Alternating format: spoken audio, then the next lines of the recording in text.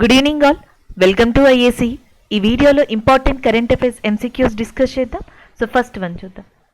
Be aware is a booklet featuring modus operandi of financial frauds which organization has release the booklet. Be aware అనేది ఆర్థిక మోసాల కార్యనిర్వహణ పద్ధతిని కలిగి ఉన్న booklet. ఈ బుక్లెట్ని విడుదల చేసిన సంస్థ ఏది అని చెప్పేసి అడుగుతున్నారు. So answer RBI. Option B is the correct answer. So మనకి రిజర్వ్ బ్యాంక్ ఆఫ్ ఇండియా ఈ ఫినాన్షియల్ ఫ్రాడ్స్ జరుగుతూ ఉంటాయి కదా, వాటికి సంబంధించిన అవగాహన కల్పించడం కోసం బీ అవేర్ అనే ఒక బుక్లెట్ని లాంచ్ చేసింది. దానికి ఏమని టైటిల్ పెట్టిందంటే మాడ్యూస్ అపరెండి ఆఫ్ ఫినాన్షియల్ ఫ్రాడ్స్. మాడ్యూస్ అపరెండి అనేది లాటిన్ పదం అంట. సో దీనిని జనరల్గా ఇండివిజువల్ లేదా గ్రూప్స్ అనే పదంతో నిర్వచిస్తారు. అంటే మనకి ఏవైతే ఇండివిజువల్గా ఫినాన్షియల్ ఫ్రాడ్స్ జరిగినా లేదా గ్రూప్స్ పరంగా ఫినాన్షియల్ ఫ్రాడ్స్ జరిగినా అలాంటి వాటి మీద అవగాహన కల్పించడం కోసం ఆర్బీఐ దీన్ని లాంచ్ చేసింది. Option B is the correct answer. గతంలో కూడా బ్యాంకింగ్ అవేర్నెస్ మీద, అంటే బ్యాంకింగ్ ఫ్రాడ్స్ జరుగుతాయి కదా, వాటి మీద అవేర్నెస్ కోసం నీరజ్ చోప్రా గారిని బ్రాండ్ అంబాసిడర్గా చూస్తూ ఒక క్యాంపెయిన్ని నిర్వహించింది. సో ఇప్పుడు ఒక బుక్లెట్ ఫీచర్ని లాంచ్ చేయడం జరిగింది. అండ్ ఆర్బీఐ యొక్క హెడ్ క్వార్టర్స్ అనేది ముంబైలో ఉంది. అండ్ నెక్స్ట్ వచ్చేటప్పటికి శక్తికాంత్ దాస్ గారు ఆర్బీఐ యొక్క గవర్నర్గా ఉన్నారు. ఇక్కడ ఎన్పిసిఐ అంటే national payment corporation of India అని చెప్పేసి దీన్ని చెప్పొచ్చు. అండ్ నెక్స్ట్ వచ్చేటప్పటికి SBI, state bank of India, దీని యొక్క హెడ్ క్వార్టర్స్ కూడా ముంబైలోనే ఉంది. దినేష్ కుమార్ కారా ప్రస్తుతం దీనికి ఏమంటారు చైర్మన్గా ఉన్నారు. And SEBI, security exchange board of India కింద దీన్ని చెప్పొచ్చు. Option B is the correct answer, RBI. Next one చూద్దాం. RBI has launched a 24/7 helpline for digital payments. What is the name of this initiative? So digital చెల్లింపుల కోసం RBI 24/7 help లైన్ని ప్రారంభించిందంట. దాని పేరేంటి అని అడుగుతున్నారు. Digi Saathi. Option A is the correct answer. So suppose మీకు ఏదైనా డిజిటల్ పేమెంట్ చేసినప్పుడు అవ్వకపోయినా, ఎర్రర్స్ అని వచ్చినా, దాంట్లో ఏమైనా ప్రాబ్లమ్స్ వచ్చినా 24/7 వాటి గురించి హెల్ప్ చేయడం కోసం అని చెప్పేసి డిజి సాతి అనే దాన్ని ఆర్బీఐ తీసుకొచ్చింది. ఇందాక మనం చెప్పుకున్నామే నేషనల్ పేమెంట్ కార్పొరేషన్ అని చెప్పి, దాని యొక్క సహాయంతోనే దీన్ని లాంచ్ చేయడం జరిగింది. దీంతో పాటుగా యూపీఐ 123 అనే ఇంకొక సేవని కూడా తీసుకొచ్చింది. యూపీఐ 123. సో యూపీఐ 123 అండ్ డిజి సాతి ఈ రెండు కూడా డిజిటల్ పేమెంట్స్ కోసం ఆర్బీఐ ఇటీవల తీసుకొచ్చిన రెండు గ్రేట్ ఇనిషియేటివ్స్గా చెప్పొచ్చు. నెక్స్ట్ వన్ చూద్దాం. The Pan India program Zorokha has been launched by the Ministry of Culture and Ministry of Textiles to promote traditional Indian handicrafts, handlooms and art and culture. The inaugural celebration of the program was held in which city? సాంప్రదాయ భారతీయ హస్తకళలు, చేనేత మరియు కళ సంస్కృతిని ప్రోత్సహించడానికి pan India programme జోరోఖా సాంస్కృతిక మంత్రిత్వ శాఖ మరియు టెక్స్టైల్స్ మంత్రిత్వ శాఖ ద్వారా ప్రారంభించబడింది. ఈ కార్యక్రమ ప్రారంభ వేడుక ఏ నగరంలో జరిగింది అని చెప్పేసి అడుగుతున్నారు. సో జనరల్గా ఏంటంటే మనకి ఇంటర్నేషనల్ విమెన్స్ డే అని చెప్పేసి ఉంది, అంతర్జాతీయ మహిళా దినోత్సవం. సో ఇంటర్నేషనల్ విమెన్స్ డే అనే దాన్ని March 8న రికగ్నైజ్ చేశారు. దాని సందర్భంగా ఏంటంటే భారతదేశంలో 13 రాష్ట్రాలు మరియు కేంద్రపాలిత ప్రాంతాలు, అంటే స్టేట్ అండ్ యూనియన్ టెరిటరీస్ కలిపి టోటల్గా నెంబర్ 13 అనమాట. సో 13 డిఫరెంట్ మనకి రాష్ట్రాలు, కేంద్రపాలిత ప్రాంతాల్లో 16 డిఫరెంట్ లొకేషన్స్లో, ఆ రాష్ట్రాల్లోని 16 డిఫరెంట్ లొకేషన్స్లో జారోకా అనే పేరుతో ఈ హస్తకళలు కానీ లేకపోతే ఆర్ట్ అండ్ కల్చర్కి సంబంధించిన ఎగ్జిబిషన్ని నిర్వహిస్తారు. దానికి ministry of textiles, ministry of culture అనేది మనకి తోడ్పడుతుంది. మొట్టమొదటిసారిగా దాన్ని ఎక్కడ ప్రారంభించారంటే Bhopal. Option B is the correct answer. మధ్యప్రదేశ్లోని భూపాల్లో రాణి కమలాపతి రైల్వే స్టేషన్ అని చెప్పేసింది. ఆ రాణి కమలాపతి రైల్వే స్టేషన్ దగ్గర దీన్ని ప్రారంభించడం జరిగింది first time. Option B is the correct answer. Ministry of కల్చర్కి ప్రస్తుతం మనకి ఎవరైతే ఏమంటారు మీనాక్షి లేఖి గారు ఇండిపెండెంట్ ఛార్జ్ తీసుకుని ఉన్నారు. అలాగే మినిస్ట్రీ ఆఫ్ టెక్స్టైల్స్కి వచ్చేటప్పటికి పీయూష్ గోయల్ గారు దానికి మినిస్టర్గా ఉన్నారు. నెక్స్ట్ వన్ చూద్దాం. How many women were felicitated with the Nari Shakti Puraskar for the year 2020 and 21 on the occasion of International Women's Day on March 8, 2022? అంతర్జాతీయ మహిళా దినోత్సవం సందర్భంగా 2022లో మనకి రాష్ట్రపతి భవన్లో రాష్ట్రపతి రామ్నాథ్ కోవింద్ గారి చేతుల మీదుగా నారీ శక్తి పురస్కార్ అవార్డ్స్ 2020-21కి సంబంధించినవి ఇవ్వబడ్డాయి. ఎందుకంటే 2020కి సంబంధించిన నారీ శక్తి పురస్కార్ అవార్డ్స్ని 2021లో ప్రదానం చేస్తారు. అయితే 2021లో కోవిడ్ నేపథ్యంలో ఆ అవార్డ్స్ని డైరెక్ట్గా ఇవ్వలేదు. అందుకని చెప్పేసి 2020కి సంబంధించిన అవార్డ్స్ని, 2021కి సంబంధించిన అవార్డ్స్ని, ఈ 2 సంవత్సరాల నారీ శక్తి పురస్కారాల్ని టోటల్గా కలిపి 29 మంది మహిళలకి ఇటీవల రాష్ట్రపతి భవన్లో మనకి ఇవ్వడం జరిగింది. దీంట్లో 2021కి సంబంధించి మనకి 14 మంది విమెన్స్ అనేవాళ్ళు ఈ అవార్డుని తీసుకోవడం జరిగింది. Option A is the correct answer అవుతుంది. నెక్స్ట్ వన్ చూద్దాం. The CDAC has launched a new supercomputer named Param Ganga with computing capacity of 1.66 petaflops, and where is the supercomputer installed? So CDAC 1.66 petaflops తో computing సామర్థ్యంతో పరం గంగా అనే కొత్త super కంప్యూటర్ని ప్రారంభించింది. ఈ super computer ఎక్కడ ఇన్స్టాల్ చేయబడింది అని చెప్పేసి అడుగుతున్నారు. ఐఐటి రూర్కేలో. Option C is the correct answer చెప్పొచ్చు. సో మనకి ఐఐటి రూర్కేలో సీడాక్ యొక్క సహాయంతో మనకి పరం గంగా అనే ఒక సూపర్ కంప్యూటర్ని 1.66 పెటాఫ్లాప్స్తో నడిచేదాన్ని మనకి లాంచ్ చేయడం జరిగింది. Option C is the correct answer. India యొక్క super computer, first super computer ఏమో పరం 8000 అనేది ఇండియా యొక్క ఫస్ట్ సూపర్ కంప్యూటర్గా ఉంది. పరం గంగా అనేది రీసెంట్గా లాంచ్ చేశారనమాట. Option C is the correct answer అవుతుంది. నెక్స్ట్ వన్ చూద్దాం. Where was the 5th United Nations Environment Assembly held? 5వ యునైటెడ్ నేషన్ ఐక్యరాజ్య సమితి పర్యావరణ సభ ఎక్కడ జరిగింది అని అడుగుతున్నారు. Nairobi, Kenya. Option D is the correct answer. First ఇది గుర్తుపెట్టుకోండి. యునైటెడ్ నేషన్ ఎన్విరాన్మెంట్ అసెంబ్లీ యొక్క సదస్సు లేదా 5వ సదస్సు 2022లో ఎక్కడ జరిగింది అంటే కెన్యాలోని నైరోబీలో. సో ఇది ఇప్పుడు ఏంటి అనేది చూద్దాం. యునైటెడ్ నేషన్ ఎన్విరాన్మెంట్ ప్రోగ్రామ్, ఐక్యరాజ్య సమితి పర్యావరణ ప్రోగ్రామ్ అని చెప్పేసి ఉంది. సో దీనిని 1972లో మనకి ఈ కెన్యా నైరోబీ కేంద్రంగానే స్టార్ట్ చేశారు.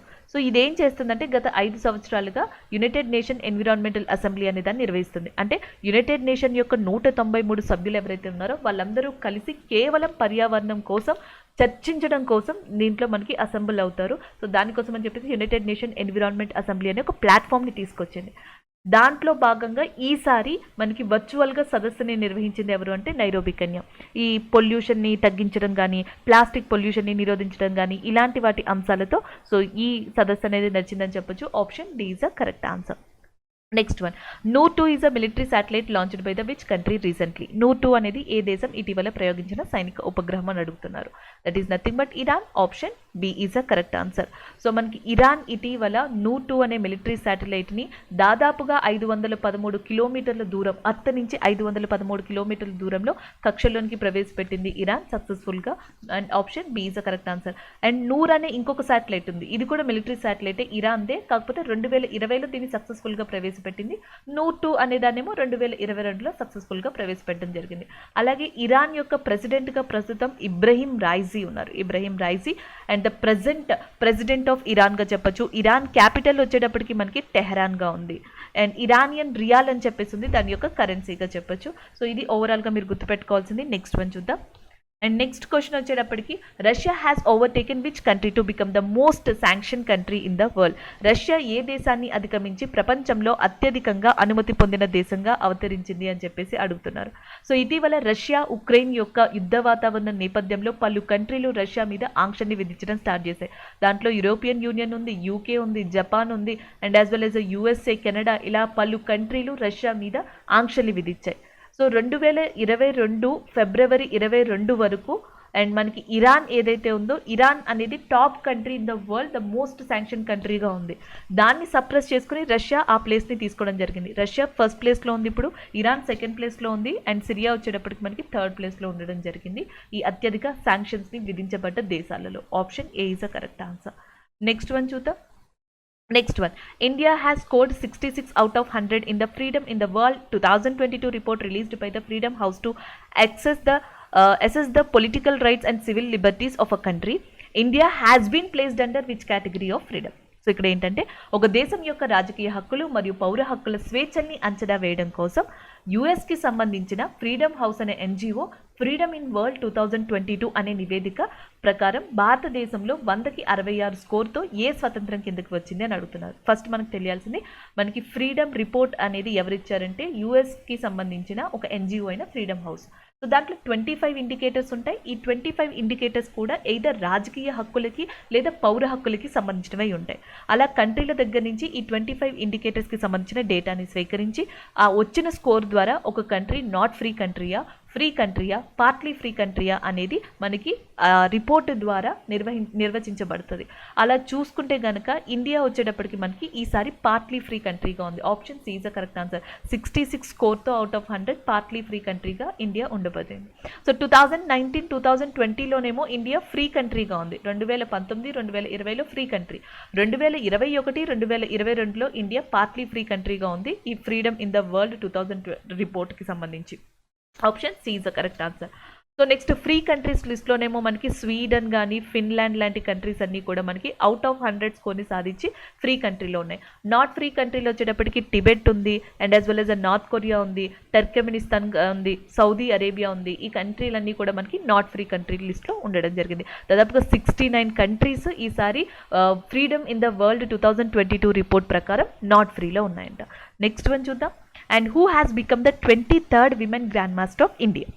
భారతదేశానికి చెందిన 23వ మహిళా గ్రాండ్ మాస్టర్ ఎవరు అని చెప్పేసి అడుగుతున్నారు. ఫస్ట్లో మనకి సుబ్బరామన్ విజయలక్ష్మి గారు ఇచ్చారు. Subbaraman Vijayalakshmi garu first women grand master of India. 2001లో భారతదేశం తరపున మొట్టమొదటిసారిగా గ్రాండ్ మాస్టర్ టైటిల్ని అందుకున్న మహిళ ఈమె సుబ్బరామన్ విజయలక్ష్మి గారు. దివ్య దేశ్ముఖ్ గారు వచ్చేటప్పటికి 2021 నవంబర్ మంత్లో 22వ గ్రాండ్ మాస్టర్గా మనకి ఈ విమెన్ గ్రాండ్ మాస్టర్గా టైటిల్ని అందుకున్నారు. ఇంకొన్నది Aarthi Ramaswamy, Priyanka Nutakki. So Priyanka Nutakki is the correct answer. Option D is the correct one. Vijayawada ఆంధ్రప్రదేశ్కి సంబంధించిన ప్రియాంక నూతక్కి గారు ఇటీవల 23వ women grand master of India కింద టైటిల్ని అందుకోవడం జరిగింది. Option D is the correct answer అవుతుంది. So next one, who has been recently named as the president of the financial task force? So financial action task ఫోర్స్కి ప్రెసిడెంట్గా ఇటీవల ఎవరిని నియమించారో అని అడుగుతున్నారు. ఆప్షన్స్లో కేఎన్ రాఘవన్ గారు ఉన్నారు. కేఎన్ రాఘవన్ గారు రబ్బర్ బోర్డు ఉంది కదా ఇండియాకి సంబంధించి, సో దాంట్లో ఎగ్జిక్యూటివ్ డైరెక్టర్గా ఉన్నారు. అంతర్జాతీయ రబ్బర్ బోర్డ్ పరిశోధనకి సంబంధించి హెడ్గా కూడా ఇటీవల కేఎన్ రాఘవ్ గారిని అపాయింట్ చేయడం జరిగింది. నెక్స్ట్ వచ్చేటప్పటికి ధీరుభాయ్ నారాయణభాయ్ పటేల్. ధీరుభాయ్ నారాయణభాయ్ పటేల్, డిఎన్ పటేల్గా పిలుస్తారు. ఈయన వచ్చేటప్పటికి ఏంటంటే ఢిల్లీ హైకోర్టులో ఈయన వర్క్ చేస్తున్నారు. అండ్ అంతేకాకుండా ఈయనని ఇటీవల టెలికమ్యూనికేషన్ ఏదైతే ఉందో ఈ టెలికామ్కి సంబంధించి telecom disputes and settlements appellate tribunal, telecom disputes settlement appellate tribunal TDSAT, so దీనికి చైర్మన్గా ధీరుభాయ్ నారాయణభాయ్ పటేల్, డిఎన్ పటేల్ గారిని అపాయింట్ చేయడం జరిగింది. అలాగే SBI, state bank of India యొక్క డిజిటల్ ఆపరేషన్స్ ఏవైతే ఉన్నాయో, డిజిటల్ మార్కెటింగ్ ఆపరేషన్స్, సో వాటికి digital managing director, deputy managing డైరెక్టర్గా నితిన్ గారిని అపాయింట్ చేయడం జరిగింది. నితిన్ చూగిజా deputy managing director of digital marketing operations of state bank of ఇండియాగా చెప్పొచ్చు. కేఎన్ రాఘవ్ గారేమో and executive director of rubber board of India, and ఇంటర్నేషనల్గా ఏదైతే మనకి రబ్బర్ బోర్డ్ రీసెర్చ్ ఉందో సో దానికి కూడా ఈయనని హెడ్గా అపాయింట్ చేయడం జరిగింది. ఇకపోతే టి రాజా కుమార్ గారు, సింగపూర్కి సంబంధించిన టి రాజా కుమార్ గారిని ఇటీవల ఫినాన్షియల్ యాక్షన్ టాస్క్ ఫోర్స్కి సంబంధించి ప్రెసిడెంట్గా అపాయింట్ చేయడం జరిగింది. Option A is the correct answer. Financial action Task force అనేది G7 కంట్రీస్ 1998లో ప్యారిస్ కేంద్రంగా ఎస్టాబ్లిష్ చేశాయి. దీని యొక్క ముఖ్య ఉద్దేశం ఏంటంటే బ్లాక్ మనీ ఉంటుంది కదా, సో ఈ బ్లాక్ మనీ లేదా నల్లధనం అనేది మనకి ఇల్లీగల్ మనీ అనేది సో మిగతా ఏవైతే కంట్రీస్ ఉన్నాయో ఆ కంట్రీస్ ఏవైతే ఎంకరేజ్ చేస్తున్నాయో వాటి నుంచి సో కంట్రోల్ చేయడం కోసం ఫస్ట్గా ఈ ఫినాన్షియల్ యాక్షన్ టాస్క్ ఫోర్స్ ఏర్పడింది. తర్వాత రాను రాను ఈ టెర్రరిస్ట్ ఫండింగ్కి సంబంధించి యాక్టివిటీస్ని కూడా కంట్రోల్ చేయడానికి ఫినాన్షియల్ యాక్షన్ టాస్క్ ఫోర్స్ని మనకి వినియోగించడం జరుగుతుంది. అలాంటి ఫినాన్షియల్ యాక్షన్ టాస్క్ ఫోర్స్కి సంబంధించి ఒకటి గ్రే లిస్ట్ అనేది ఉంటుంది, 2 బ్లాక్ లిస్ట్ ఉంటుంది. ఈ గ్రే లిస్ట్లో బ్లాక్ లిస్ట్లో ఏ కంట్రీలను అయితే ఫినాన్షియల్ యాక్షన్ టాస్క్ ఫోర్స్ అనేది యాడ్ చేస్తుందో ఆ కంట్రీలకి అంతర్జాతీయ వాణిజ్య సంస్థలైన వరల్డ్ బ్యాంక్ కావచ్చు, అండ్ లేకపోతే నెక్స్ట్ వచ్చేటప్పటికి IMF, ఇంటర్నేషనల్ మానిటరీ ఫండ్ కావచ్చు, లేకపోతే నెక్స్ట్ వచ్చేటప్పటికి మనకి ఏషియన్ డెవలప్మెంట్ బ్యాంక్ కావచ్చు, లేకపోతే నెక్స్ట్ వచ్చేటప్పటికి ఏషియన్ ఇన్ఫ్రాస్ట్రక్చర్ ఇన్వెస్ట్మెంట్ బ్యాంక్ కావచ్చు, ఇలాంటివన్నీ కూడా సో లోన్స్ ఇచ్చే టైంలో వాటి యొక్క ఫినాన్షియల్ హిస్టరీని చూస్తాయి. సో ఆ ఫినాన్షియల్ హిస్టరీలో ఫినాన్షియల్ యాక్షన్ టాస్క్ ఫోర్స్ యొక్క grey list and black list అనేవి కీలక పాత్రని పోషిస్తాయి. సో అలా మనకి టెర్రరిస్ట్ ఫండింగ్ని కానీ బ్లాక్ మనీని కానీ ఈ ఫినాన్షియల్ యాక్షన్ టాస్క్ ఫోర్స్ యొక్క కీ ఎలిమెంట్స్ ద్వారా మనం కంట్రోల్ చేయొచ్చు. గ్రే లిస్ట్లో ప్రస్తుతం మనకి 17 కంట్రీస్ ఉన్నాయి. దాంట్లో పాకిస్తాన్ కానీ UAE కానీ ఫిలిప్పీన్స్ లాంటి కంట్రీలు ఎక్కువగా ఇప్పుడు మనకి వార్తల్లో కనిపించడం జరుగుతుంది. బ్లాక్ లిస్ట్లోకి వచ్చేటప్పటికి నార్త్ కొరియా లాంటి కంట్రీలు, ఇరాన్ లాంటి కంట్రీలన్నీ కూడా ప్రస్తుతం మనకి బ్లాక్ లిస్ట్లో ఉన్నాయి. సో ఇది ఓవరాల్గా ఫినాన్షియల్ యాక్షన్ టాస్క్ ఫోర్స్కి సంబంధించి. నెక్స్ట్ వన్ చూద్దాం. Trolley structure which was scene in the news is associated with which sector? వార్తల్లో కనిపించిన ట్రాలీ స్ట్రక్చర్ ఏ రంగానికి సంబంధించింది అని చెప్పేసి అడుగుతున్నారు. అది వచ్చేటప్పటికి మనకి అగ్రికల్చరా, బ్యాంకింగా, ఆర్టిఫిషియల్ ఇంటెలిజెన్సియా, లేకపోతే నెక్స్ట్ వచ్చేటప్పటికి ఆటోమొబైల్ అని అడుగుతున్నారు. ఆన్సర్ వచ్చేటప్పటికి ఆప్షన్ బి వ్యవసాయం. యాక్చువల్గా ట్రాలీ స్ట్రక్చర్ అనేది ఆర్కిటెక్చర్కి సంబంధించి ఈ వెదురు ఉంటుంది చూసారా, బ్యాంబూ చెప్పేసి, బ్యాంబూ కానీ లేకపోతే వుడ్తో కానీ సో మనకి ఒక కన్స్ట్రక్షన్స్ లాంటిది స్టార్ట్ చేస్తారు. సో ఆ కన్స్ట్రక్షన్స్లో ఏంటంటే మనకి మొక్కలు పాకడం అంటాం కదా, ఈ ప్లాంట్స్ అనేవి వర్టికల్గా పెరగడానికి బాగా యూజ్ అవుతాయంట. సో అలాంటి ఆర్కిటెక్చర్ని ట్రాలీ స్ట్రక్చర్గా మనకి వ్యవసాయ రంగంలో యూజ్ చేస్తారు. ఇలాంటివన్నీ కూడా వీటీ కల్చర్కి ఎక్కువగా యూజ్ అవుతాయంట. ఈ గ్రేప్స్ని పండించడం, గ్రేప్స్ కల్టివేషన్కి వీటీ కల్చర్ అనే వర్డ్ని యూజ్ చేస్తాం, దాంట్లో ఎక్కువగా యూజ్ అవుతాయంట. సో దాన్ని ట్రాలీ స్ట్రక్చర్ అంటాం. అది వ్యవసాయం లేదా ముఖ్యంగా ఆర్కిటెక్చర్ రంగానికి సంబంధించింది. Option B is correct answer. Next one చూద్దాం. Karewas are fertile alluvial soil deposits found in which state? So karewas అనేది ఏ రాష్ట్రానికి లేదా ఏ కేంద్ర పాలిత ప్రాంతంలో కనిపించే సారవంతమైన ఒండ్రుమట్టి నిక్షేపాలని అడుగుతున్నారు. జమ్మూ అండ్ కాశ్మీర్. ఎక్కువగా మనం కుంకుమ పువ్వు అంటాం కదా, సాఫ్రాన్. సో సాఫ్రాన్ని పండించడంలో ఈ కరేవాస్ అనేవి ప్రముఖ పాత్రను వహిస్తాయంట. ఇవి ఎక్కువగా అలూవియల్ సాయిల్లో ఎక్కువగా కనిపిస్తూ ఉంటాయి. ఒండ్రుమట్టిలో సారవంతంగా కనిపించే నిక్షేపాలుగా చెప్పొచ్చు. Option C is the correct answer, Jammu and Kashmir. So next one చూద్దాం. Which country is the largest crude oil producer in the world as of 2022? 2022 ప్రకారం చూసుకుంటే ప్రపంచంలో అతిపెద్ద ముడి చమురు ఉత్పత్తి ఉన్న దేశంగా ఇటీవల మనకి స్థానాన్ని సంపాదించుకుంది USA. Option B is the correct answer. USA is the correct answer, option B. So next one చూద్దాం. Which ministry has launched the 7th consecutive edition of the world's largest urban sanitation survey? ప్రపంచంలో అతిపెద్ద పట్టణ పారిశుద్ధ్య survey యొక్క 7వ edition ని మంత్రిత్వ శాఖ, ఏ మంత్రిత్వ శాఖ ప్రారంభించింది అని చెప్పేసి అడుగుతున్నారు. సో ఆన్సర్ వచ్చేటప్పటికి the Ministry of Housing and Urban Affairs. So the Ministry of Housing and Urban Affairs అనేది ప్రపంచంలోనే అతిపెద్ద శానిటేషన్ సర్వేని నిర్వహించినదిగా చెప్పొచ్చు ఈ శాఖగా. Option D is the correct answer. ప్రస్తుతం హర్దీప్ సింగ్ పూరి దీనికి మినిస్టర్గా, మంత్రిగా ఉన్నారు. Next one. In which city did Reliance Industries Limited open India's first global destination name Jio World Centre? So Jio World Centre అనే దాన్ని మొట్టమొదటిసారిగా ఎక్కడ అతిపెద్ద జియో వరల్డ్ సెంటర్గా మనకి రిలయన్స్ ఏర్పాటు చేసిందని అడుగుతున్నారు. ముంబైలో ఏర్పాటు చేసింది ఇటీవల. Option B is the correct answer. Thank you.